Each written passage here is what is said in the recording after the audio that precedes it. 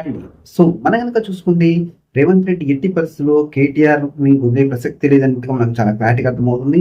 కేటీఆర్ ని ఎట్టి పరిస్థితుల్లో అరెస్ట్ చేసి తీరుతాం అని చెప్పేసి పన్నాగాలు పండుతున్నట్టు కూడా అర్థమవుతుంది. సో దీనికోసం మాస్టర్ ప్లాన్ రచిస్తున్నట్టు కూడా అర్థమవుతుంది. లిటరల్ కనుక మనం చూసుకుంటే సో ఇక్కడ ఏం జరుగుతుందంటే ఫస్ట్ కేటీఆర్ ని ఏ విధంగా అరెస్ట్ చేయాలి, కేసీఆర్ ఫ్యామిలీని ఏ విధంగా అరెస్ట్ చేయాలి, అది ఏ విధంగా అరెస్ట్ చేయాలి, ఈ కేసులో అయితే స్ట్రాంగ్ గా ఉంటది, సో ఈ కేసులో అరెస్ట్ చేస్తే బయటికి రాకుండా అని మాస్టర్ ప్లాన్ రచిస్తున్నట్టుగా మనకు అర్థమవుతుంది లీడర్ కనుక మనం చూసుకుంటే.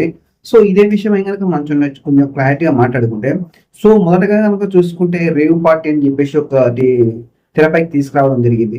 సో వాళ్ళ ఫ్యామిలీ పార్టీ చేసుకుంటే రేవ్ పార్టీ అని చెప్పడం జరిగింది.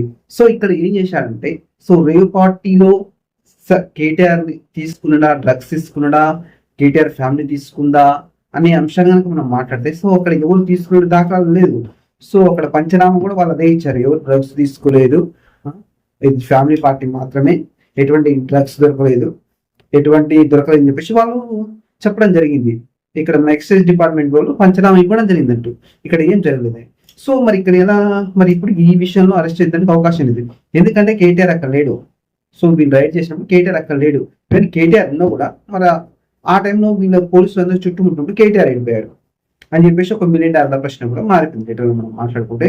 సో ఇది ఇలా ఉంటే నెక్స్ట్ ఇంకా ఆప్షన్ ఏముంది, సో ట్రెండింగ్ లో ఉన్నది ఏంటంటే అప్పుడు ఒకటి ఈఈస్ అని చెప్పేసి ఒకటి F1 రేస్ ఉంటాయి కదా. సో ఆ కేసులో 55 కోట్లు ట్రాన్స్ఫర్ చేసేసారు విదేశీ కంపెనీలకు అని చెప్పేసి అది ఒక కేసు ఒకటి బాగా స్ట్రాంగ్ గా ఉందని చెప్పేసి మనం మాట్లాడుకోవచ్చు. సో దీని విషయం కేటీఆర్ ప్రెస్ మీట్ పెడుతూ ఎస్ ని 100% ట్రాన్స్ఫర్ చేసిన దీంట్లో దాపరికాలు ఏం లేదు, ఆయన అరవింద్ కుమార్ కాదు, నేనే సైన్ చేసిన, నేనే ఇచ్చిన అని చెప్పేసి లిటరల్ కూడా స్ట్రాంగ్ కూడా చెప్పడం జరిగింది లిటరల్లీ కేటీఆర్ కనుక చూసుకుంటే. మరి కేటీఆర్ ఇలా చెప్తుండు, మరి దీంట్లో వాస్తవాలన్నీ అవాస్తవాలన్నీ, మరి నిజంగానే డబ్బులు దారి మల్లయ్యా, ప్రభుత్వ అనుమతితో జరిగిందా, ప్రభుత్వ అనుమతి లేకుండా జరిగిందంటే ఇక్కడ కేటీఆర్ చెప్తున్న విషయం ఏంటంటే హెచ్ఎండిఏ జిహెచ్ఎంసి రెండు నా పరిధిలోకి వస్తాయి. సో నా అంటే నేను అనుకుంటే ఇవ్వచ్చు. ఇక్కడ ఏం జరిగిందంటే ఒక కంపెనీ ఒప్పందం గురించి 55 కోట్లు ట్రాన్స్ఫర్ చేయడం జరిగింది, అది మన హైదరాబాద్ డెవలప్మెంట్ కోసం అని చెప్పేసి లిటరలీ కేటీఆర్ చెప్పడం జరిగింది. చెప్పే విషయం ఏంటంటే కేసీఆర్ తో అవసరం లేదు అని చెప్పే విషయం అంటే దీనికి ముఖ్యమంత్రి ఎటువంటి సంబంధం లేదు, ఇది నా శాఖ, సో నేను మున్సిపల్ మంత్రి ఉన్న శాఖ, సో ఇక ప్రతిదానికి కేసీఆర్ పర్మిషన్ అవసరం లేదు అని చెప్పేసి లిటరలీ చెప్పడం జరిగింది. సో ఇక్కడ ప్రతిపక్షాలు చెప్తున్న ఇక్కడ మనకు అధికార పార్టీ చెప్తున్న విషయం ఏంటంటే సో మీరు ముఖ్యమంత్రి అనుమతి లేకుండా ఎలా ఎలా ఎలా పంపించగలిగారు, ఎలా ట్రాన్స్ఫర్ చేయగలిగారు అని చెప్పేసి లిటరల్గా వాళ్ళు చెప్పడం జరుగుతుంది. సో మరి ఈ విషయంలో కేటీఆర్ అరెస్ట్ అవుతారంటే నాకు తెలిసిన ప్రకారం అయితే ఇక్కడ ఏదో కేసీఆర్ కి బిగుస్తున్న ఉచ్చులాగానే మనకు కనిపిస్తుంది లిటరల్గా మనం మాట్లాడుకుంటే. ఎందుకంటే ఎప్పుడు హుందాగా మాట్లాడే కేటీఆర్ సెటరికల్ గా మాట్లాడుతుంది, బట్ ఏంటంటే ఎక్కడో ఏదో మిస్ అవుతుంది. నిన్న ఇంటర్వ్యూ చూస్తే నాకు అర్థమైన విషయం ఏంటంటే ఎక్కడో ఏదో మిస్ అవుతుంది కేటీఆర్ మాట్లాడినట్టు. గత ఇంటర్వ్యూలు చూసినా, గత ప్రెస్ మీట్లు చూసినా, నిన్న ప్రెస్ మీట్లు చూసినా ఎక్కడో ఏదో జరుగుతుంది, నాకు అర్థం అవటం లేదు. అది అరెస్ట్ చేస్తే చేసుకోండి, పోయి 3 నెలలు జైల్లో ఉంటా, 4 నెలలు జైల్లో ఉంటా, అరే నీకు జైల్లో ఉంటా అని చెప్పాల్సిన అవసరం వచ్చిందని చెప్పేసి ఇక్కడ జనాలకు మీడియం దారంటే ప్రశ్నగా మారిపోయింది. సో ఇక్కడ ఏం జరుగుతుందంటే చాలా మంది చెప్తున్న విషయం ఏంటంటే కేటీఆర్ జైలుకి పోతా, మీరు పంపిస్తే నేను పోవడానికైనా సిద్ధంగా ఉంటా, 3 నెలలు పోయి యోగా చేస్తా, వచ్చి మళ్ళీ ప్రజల తరఫున పోరాడతానని ఎందుకు మాట్లాడుతున్నాను.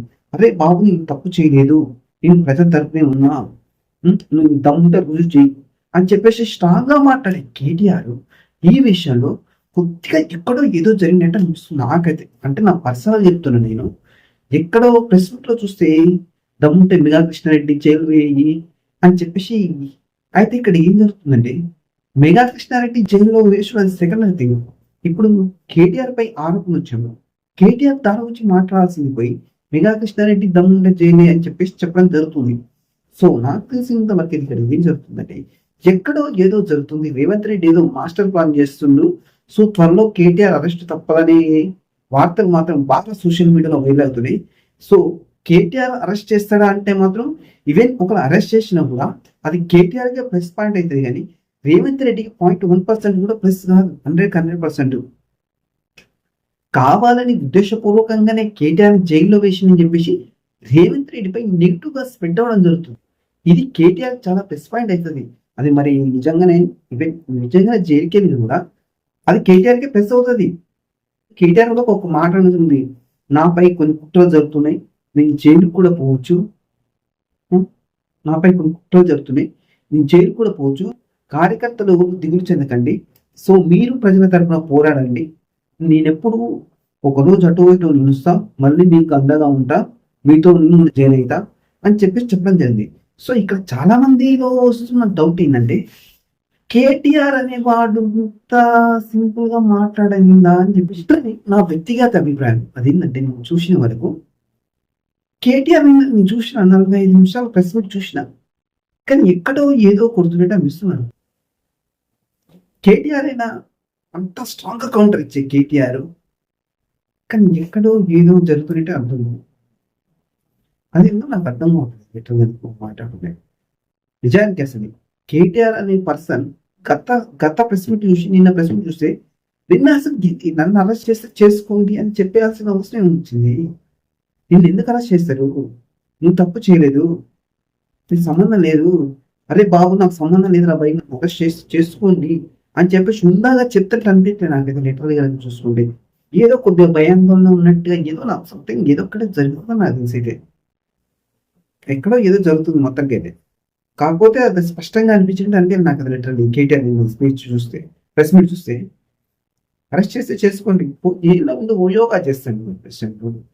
జైల్లో ముందు యోగా చేయడం నాకు అర్థం కావట్లేదు. కానీ కేటీఆర్ అనే ఒక వ్యక్తి నేను ఎలా మాట్లాడేటప్పుడు, నేను జైల్లో ఉండి 3 నెలలు ఉంటా, జైల్లో ఉండి యోగా చేసి వస్తా, మళ్ళీ ప్రభుత్వంతో పోరాడదని చెప్పడం అనేది నిజంగా నాకు ఎందుకో అసలు నమ్మసక్యంగా కావట్లేదు. అసలు లిటరల్లీ మాట్లాడుకుంటే అవసరమైతే మిమ్మల్ని జైలు వేస్తా అని చెప్పాల్సింది నువ్వు పోయి నన్ను జైలు వేసి ఇచ్చుకోండి, నేను ముందుగా జైల్లో ఉండి యోగా చేస్తా అంటాడు. యోగా చేయడం నాకు అర్థం కావట్లేదు. నాకు లిటరల్లీ కూడా ఏం అర్థం కావట్లేదు ప్రెస్ మీట్ చూస్తే కనుక. ఈవెన్ ఒకలా కేటీఆర్ని అరెస్ట్ చేసినా కూడా కాంగ్రెస్ పార్టీకి అసలు ఏదో ఉపయోగం ఉంది 100%. ఇంకా కేటీఆర్ బీఆర్ఎస్కి సింపల్ పోతుంది, కానీ కాంగ్రెస్ పార్టీకి ఎటువంటి ఉపయోగం లేదు. సో ఇక్కడ నాకు తెలిసిన ఇన్ఫర్మేషన్ ప్రకారం ఇదే 100% పక్క ప్రణాళికతో కేటీఆర్ అరెస్ట్ చేసే అవకాశం అని చెప్పి మనకు అర్థమవుతుంది.